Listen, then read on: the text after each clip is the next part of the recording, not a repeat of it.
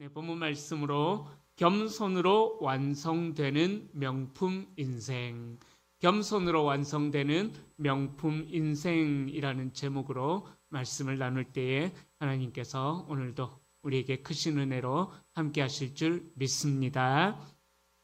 자, 지난 주간이 고난 주간이어서 그동안 묵상해오던 베드로전서 말씀을 한 주 쉬고 히브리서 말씀을 나눴습니다. 이제 다시 계속해서 베드로전서 후서 말씀을 이어서 묵상해 나가겠습니다.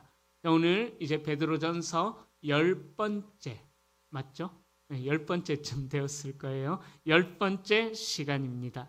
지난번의 시간에는 베드로전서 4장 12절부터 19절 말씀을 가지고 불꽃이 꺼진 뒤에 드러나는 명품 인생이라는 제목으로 말씀을 나눴습니다. 섭씨 1200도가 넘는 뜨거운 가마솥은 도자기에 새겨진 문양을 이제 영원히 고정시키고 또 세상에서 가장 빛나는 작품으로 완성하기 위한 도예공의 연금술이었다. 그 뜨거운 가마솥은. 그래서 마찬가지로 우리 인생도 역시 고난이라는 불꽃이 꺼진 뒤에 비로소 우리는 그 성도의 믿음이 드러나고 그래서 명품 인생이라는 정금 같은 믿음의 실체를 마주하게 될 것이다 라는 내용으로 말씀을 나눴습니다. 자, 그래서 오늘 거기에 이어서 오늘 말씀을 나누는데요. 우리의 명품 인생은 그렇다면 어떻게 완성이 되어지느냐? 오늘 본문에서 베드로는 아주 실천적인, 실제적인 삶의 지침을 우리에게 제시하고 있습니다.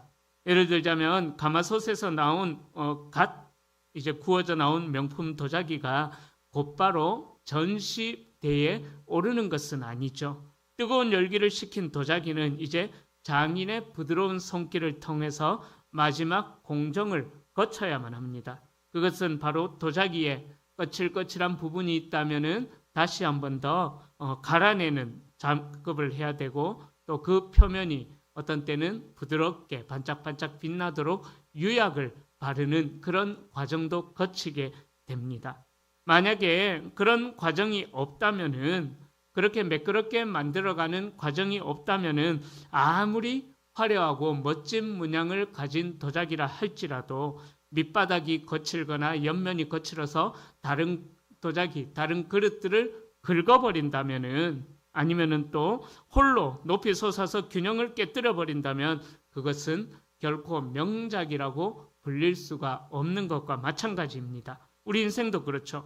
우리 인생은 고난이라는 불시험을 통과하여서 정금 같은 믿음을 가졌다고 자부를 할 수가 있습니다. 그런데 조심해야 될 것은 우리 성도님들이 가장 빠지기 쉬운 함정은 그런 고난의 흔적이 나에게 훈장이 되는데 그 훈장으로 인하여서 교만해지는 마음들을 우리는 조심해야 된다라는 사실입니다.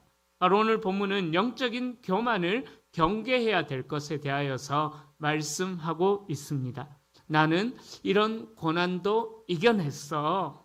나는 이만큼 훈련받았어. 이런 마음이 우리의 마음속에 고개를 드는 순간 우리는 불시험을 통과한 명품 인생에서 오히려 날카로운 흉기가 되어져 버릴 수가 있다라는 사실입니다. 그래서 오늘 본문에서도 사도 베드로는 불시험을 통과한 성도들이 이제 공동체 안에서 실제적으로 입어야 할 마지막 공정, 마지막 옷이 무엇인가 그것을 우리에게 제시해 주고 있습니다. 그것은 오늘 제가 본문 말씀을 가지고 제목을 정했던 것처럼 겸손이라는 옷을 입어야 될 것에 대하여서 말씀합니다. 고난의 증인들이 입어야 할 바른 태도, 또 그 뒤를 따르는 성도들이 갖춰야 할 마음가짐을 통해서 하나님은 우리 명품 인생과 같은 저와 여러분들이 서로를 긁지 않고 서로를 빛내주는 거룩한 조화가 있기를 하나님께서는 원하신다라는 사실이죠. 자, 오늘 말씀을 통해서 우리의 모난 부분들, 우리가 더욱더 명품 인생이 되어지기 위하여서 우리의 인생에서 정말 갈아내야만 하는 부분들이 또 우리를 매끄럽게 다듬으시는 부분이 무엇인가 생각해 보면서 우리를 더 명품 인생으로 만들어 가시는 하나님의 섭리를 깨닫는 복된 은혜의 시간이 될 수 있기를 축복합니다. 자, 첫 번째로 고난의 증인이 쥐어야 할 지팡이에 대하여서 이제 이야기를 합니다. 자, 사도 베드로는 5장을 시작하면서 가장 먼저 공동체의 리더들에 대하여서 리더들에게 전하는 말씀으로 명령을 시작합니다. 즉 장로들을 향해서 권면을 시작합니다. 자, 그런데 1절에서 베드로가 자신을 소개하는 방식이 매우 독특한 방식입니다. 바로 나는 함께 장로된 자요 그리스도의 고난의 증인이요 라고 1절에서 그렇게 시작합니다. 자, 베드로가 누구입니까? 베드로는 계급을 나누는 것은 아니지만은 예수님의 수제자와 같은 그러한 자였습니다. 또 오순절 성령 강림의 주역이었고 또 예루살렘 교회의 기둥과 같은 초대교회의 수장이었습니다. 자, 그는 얼마든지 자신의 사도적 권위나 영적인 계급을 내세워서 나 베드로가 명령한다 라고 이야기할 수도 있었을 것입니다. 그러나 그는 자신을 다른 사도들과 함께 또 다른 장로들과 함께 나는 함께 장로된 자다라고 자신을 겸손하게 낮추고 있습니다. 이는 당시 로마의 엄격한 계급 사회 속에서 높은 신분에 있던 자들이 낮아짐을 스스로 고백하는 아주 파격적인 선언과 같은 선언이었습니다. 로마 시대 때 당시는 계급이 존재했기 때문에 또 당시 1세기 때 교회에는 1세기 때 로마 시대 때는 인구의 거의 반 이상이 거의 3분의 2 가까이가 노예들이었었습니다. 그러다 보니까는 수직적인 질서가 있는 그러한 문화가 팽배했었습니다. 높은 자가 낮은 자를 지배하는 것이 당연하고 힘 있는 자가 힘 없는 자를 억누르는 것이 그냥 당연하게 여겨지던 그런 계급 사회였습니다. 하지만 베드로는 고난의 불길 속에서 형제 자매를 잃은 지난 시간에 9번째 시간에 말씀드렸죠. 예수 그리스도를 믿는다고 해서 그들이 어떠한 비참한 결과를 맞이했느냐? 그들이 이제 로마의 길거리를 밝히는 몸에 타르를 바르고 로마의 길거리를 밝히면서 화형을 당하는 그런 비참한 마무리를 했었던 그런 시대 때, 자, 그렇게 불길 속에서 형제 자매를 잃어버린 그 사람들 곁으로 내려가서 베드로는 나도 당신들과 똑같이 울고 똑같이 고난의 길을 걷는 동료입니다 라는 이런 의미로 바로 베드로는 명령을 시작하고 있는 것입니다.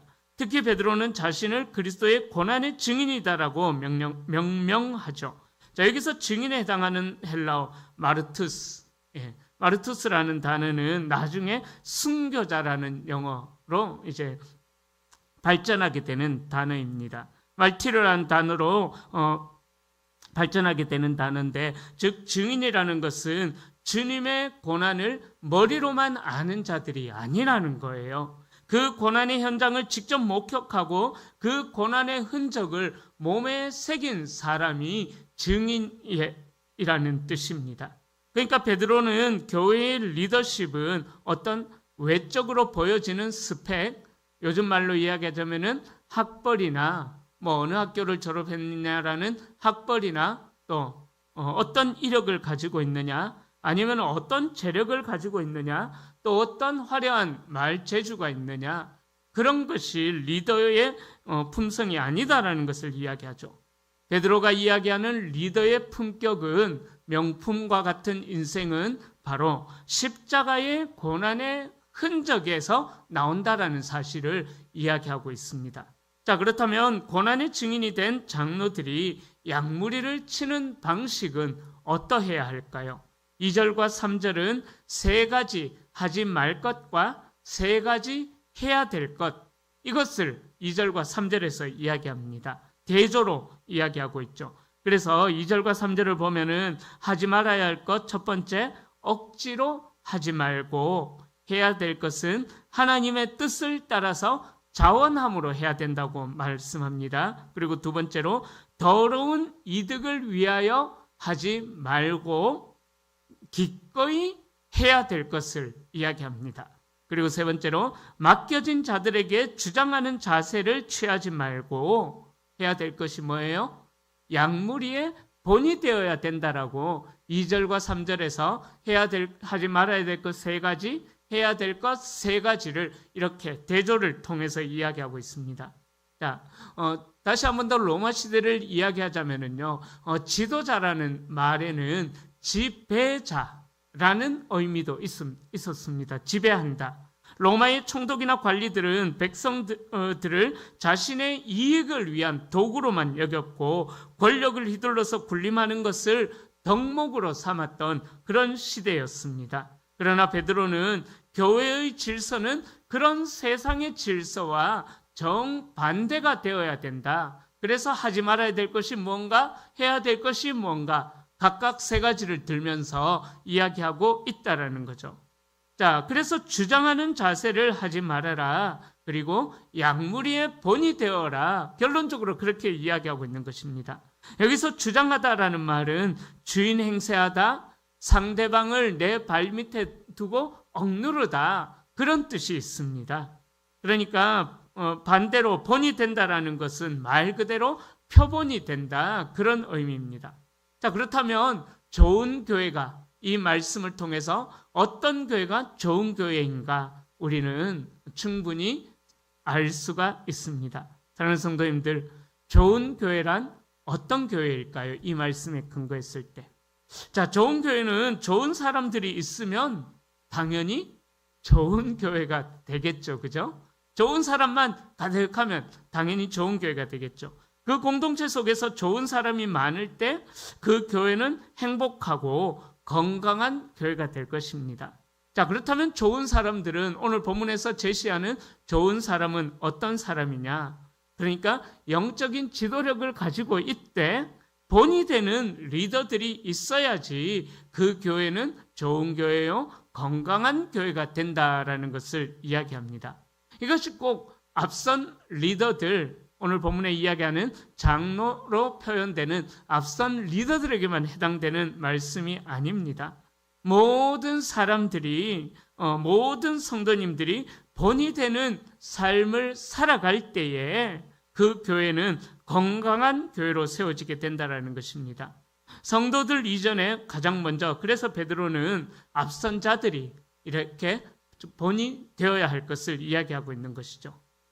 더 쉽게 말씀드리자면은 교회의 어른들이 어떤 믿음을 보여주고 있느냐, 또 어떤 믿음으로 교회를 이끌어 나가고 있느냐, 우리 교회의 어른들이 보여주는 그 믿음의 모습에 따라서 교회의 건강함이 나타나게 된다라는 것을 이야기하고 있습니다. 자, 그런 의미에서 진정한 권위는 어디에서 나올 수가 있겠습니까? 큰 소리를 치거나 상대방의 약점을 잡는 데 있지 않다라는 것입니다.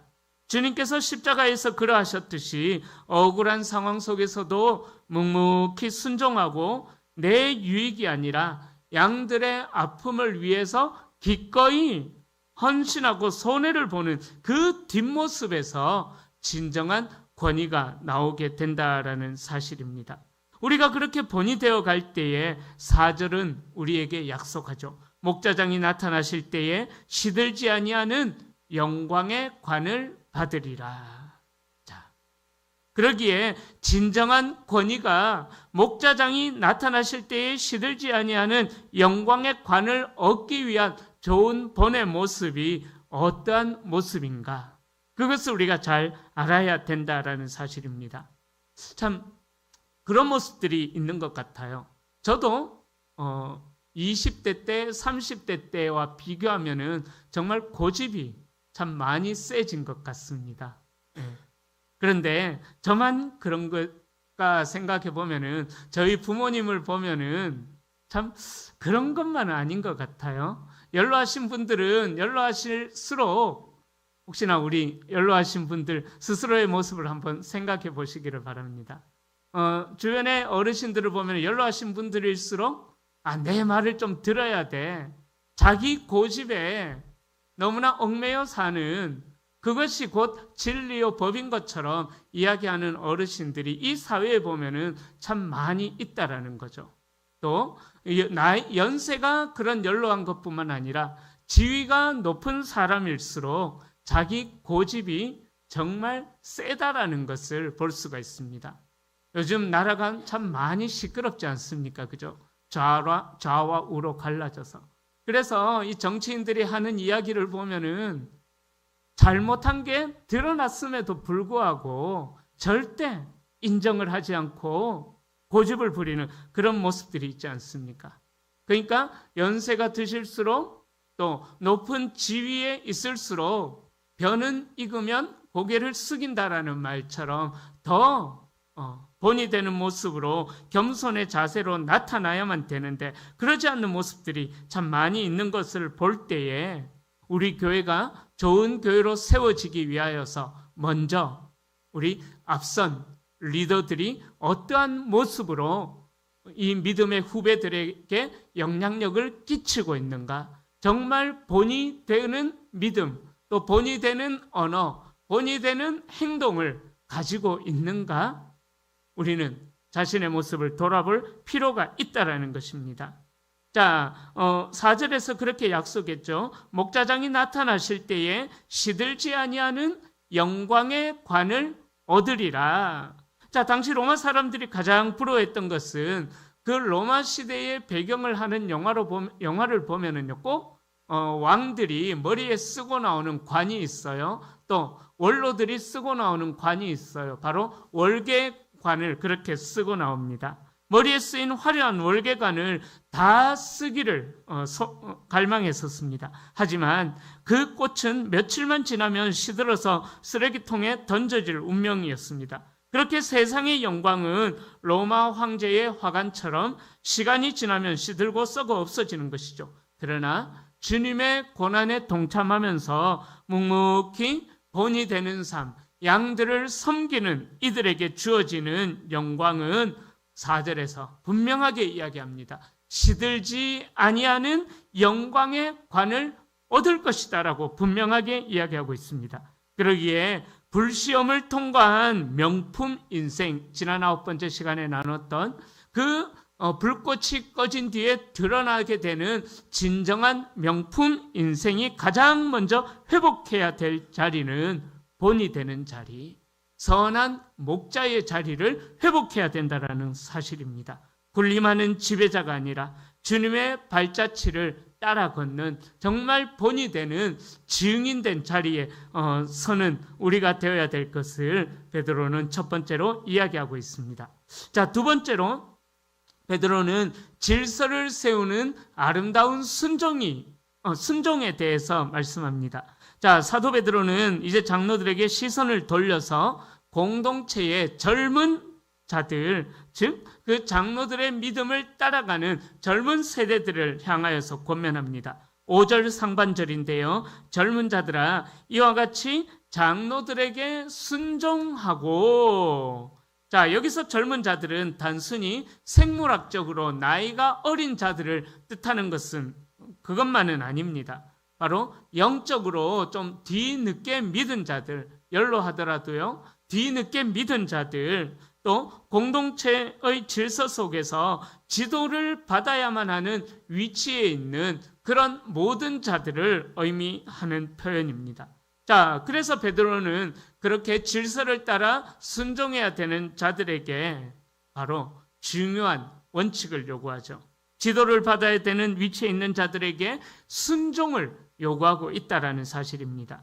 자, 그런데 우리가 이 순종이라는 단어를 들을 때에 일단은 우리의 마음속에 거부감부터 당연히 생기게 됩니다. 왜냐하면 우리는 내가 인정을 받아야 되고 내가 중심이 되어야 한다라는 그런 죄의 본성들을 가지고 있기 때문인 것입니다. 그래서 순종이라는 단어를 들을 때 우리는 본능적인 거부감을 느끼게 됩니다.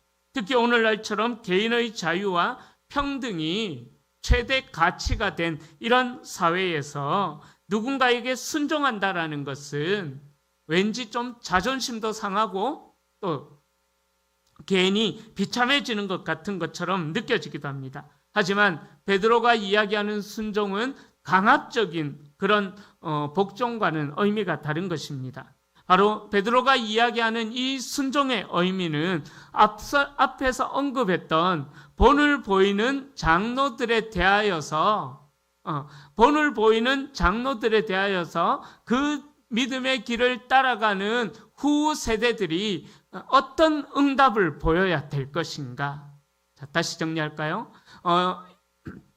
앞부분에서 이야기했던 이제 장로님들이 이런 믿음의 본을 보였다면은 이제 그 믿음의 본을 따라가는 우리 젊은 세대들은 어떤 응답을 보여야 되느냐? 그것을 이야기하고 있는 것입니다. 한번 생각해 볼까요? 먼저 믿은 앞선 자들로 상징되는 장로들이 3절 말씀처럼 자기를 주장하는 자세를 버리고 양무리의 본이 되기 위하여서 십자가의 길을 걸어가는 삶을 보여주었습니다. 자기의 유익을 구하지 않고 우리 장로님들이 앞선 자들이 먼저 성도들을 위해 눈물로 기도하고 연약한 자들을 섬기고 또 불시험이 닥칠 때에는 가장 먼저 매를 맞고 또 위로는 가장 나중에 받습니다. 자, 그런 지도자를 향해, 그렇게 본이 되는 지도자를 향해서 젊은 자들은 어떤 응답을 보여줘야 되느냐? 기꺼이 그 권위를 인정하고 따르는 것, 그것이 바로 오늘 본문 성경이 이야기하는 아름다운 질서라는 것을 이야기하고 있는 것입니다. 자, 역사적으로 볼 때 초기 기독교 공동체가 로마라는 거대한 제국을 무너뜨릴 수 있었던 비결은요, 칼과 창이 아니었습니다. 그것은 바로 거룩한 질서가 초기 교회 안에 있었기 때문인 것입니다.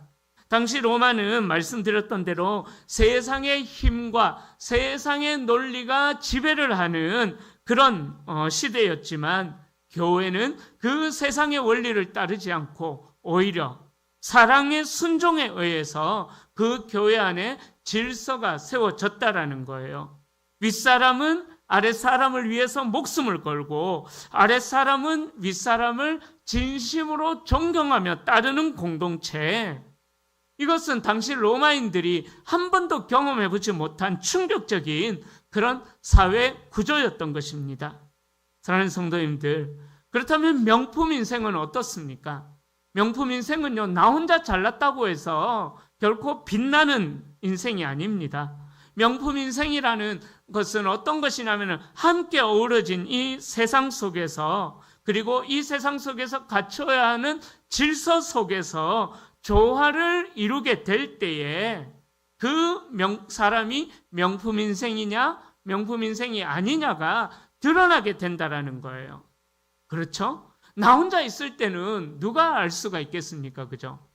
세상에 아무도 없고 나 혼자만 있다고 가정을 해보십시오. 그러면 이 사람이 어떤 사람인지 알지를 못하잖아요. 그러나 함께 있을 때에 그 사람이 어떤 사람인지 우리는 얼마든지 알 수가 있지 않습니까? 그런 것처럼 우리들도 하나님께서 세우신 영적인 질서 안에서 기꺼이 자리를 지키고 순종을 하게 될 때에 우리 교회 공동체는 세상이 감당할 수 없는 강력한 힘을 발휘하게 된다는 것을 말씀하고 있습니다. 때로는 우리 젊은 세대들의 마음속에는 이런 마음들이 있어요. 질서를 깨뜨리고 싶은 마음들, 그래서 혈기를 부리고 싶은 마음들, 또 나를 지도하는 이들을 향한 거부감들. 저도 그랬었거든요. 저도 그랬었거든요. 그런 거부감이 들 때도 있을 것입니다. 그러나 그때마다 우리 젊은 세대들은 기억하십시오. 순종은 굴욕이 아니라 나를 이끌어 주시는 하나님의 섭리를 신뢰하는 가장 적극적인 신앙이 순종이다라는 사실입니다. 자, 그렇게 우리가 서로를 존중하며 하나님께서 세우신 질서 안에 머무르게 될 때에 우리 공동체는 어떤 불시험도 무너뜨릴 수 없는 견고한 하나님의 도성이 될 줄로 믿습니다. 자, 마지막 세 번째로 은혜를 끌어당기는 자석, 바로 겸손의 앞치마를 입을 것을 이야기하고 있습니다. 자, 이제 베드로는 앞선 자와 따르는 자 모두를 아우르는 최종적인 결론을 내리고 있습니다. 자, 베드로전서 5장 5절에 보면은 이렇게 이야기합니다. 자, 5장 5절 우리 함께 읽어볼까요? 젊은 자들아, 이와 같이 장로들에게 순종하고 다 서로 겸손으로 허리를 동이라. 하나님은 교만한 자를 대적하시되 겸손한 자들에게는 은혜를 주시느니라. 아멘. 자, 다 서로 겸손으로 허리를 동여라라고 이야기합니다.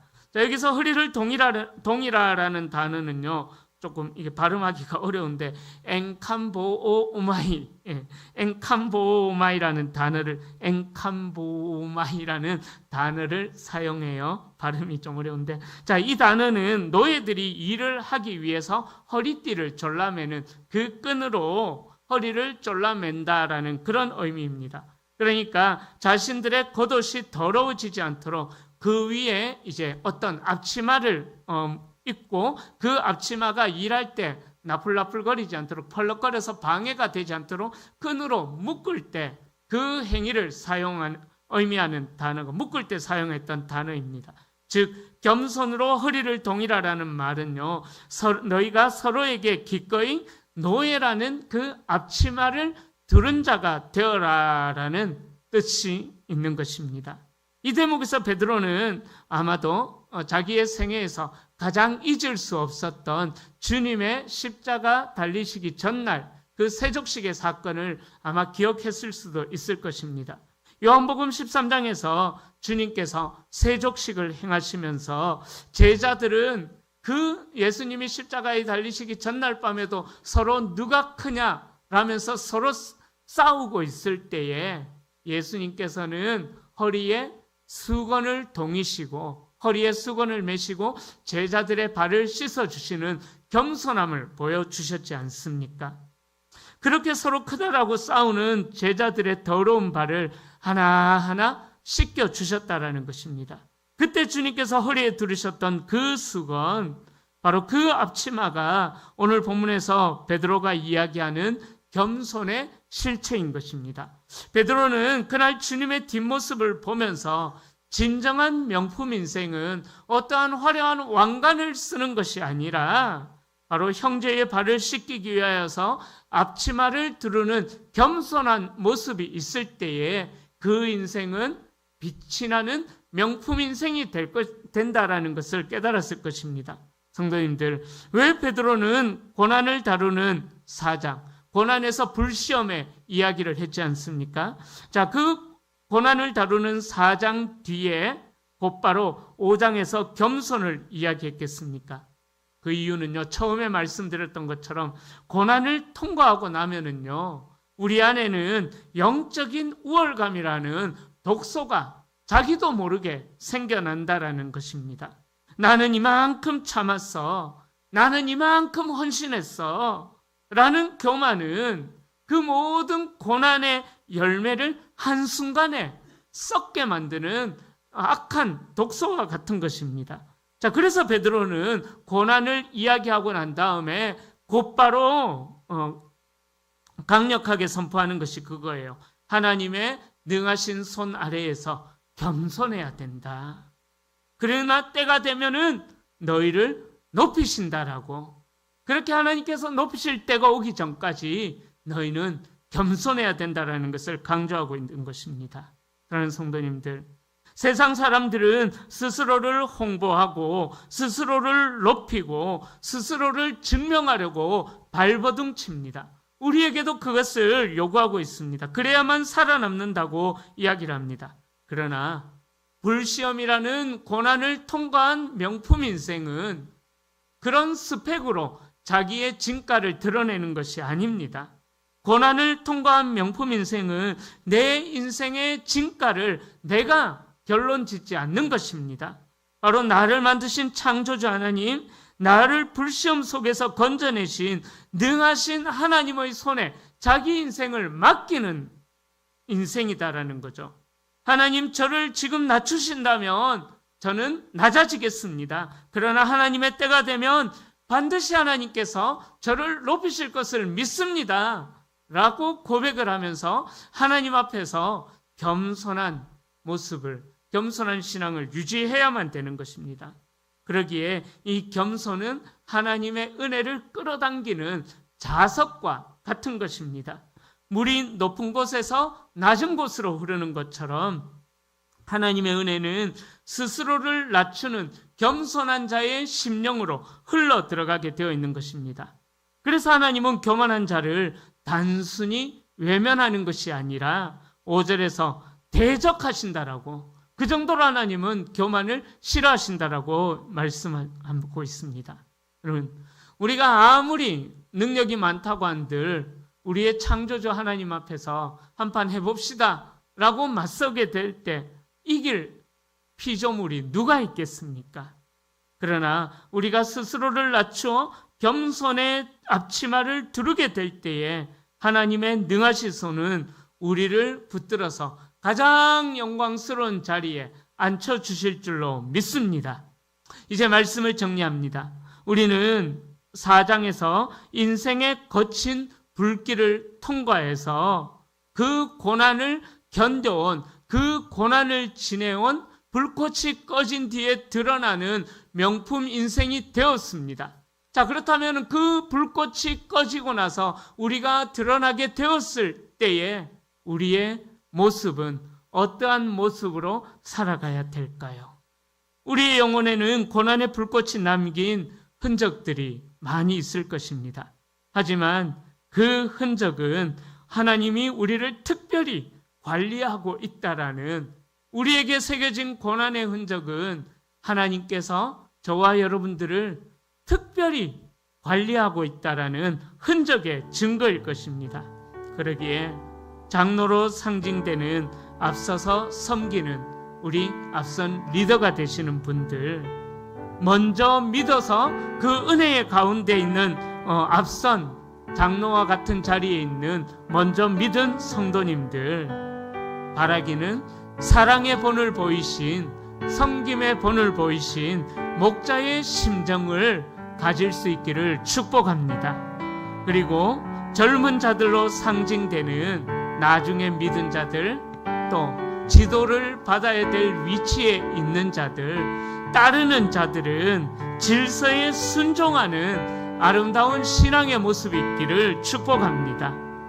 이렇게 본을 보이고 서로 순종하는 아름다운 조화가 있을 때에, 그렇게 서로의 발을 씻겨주는 겸손함이 있을 때에 우리 교회는 건강한 교회로 세워져 가게 될 것입니다.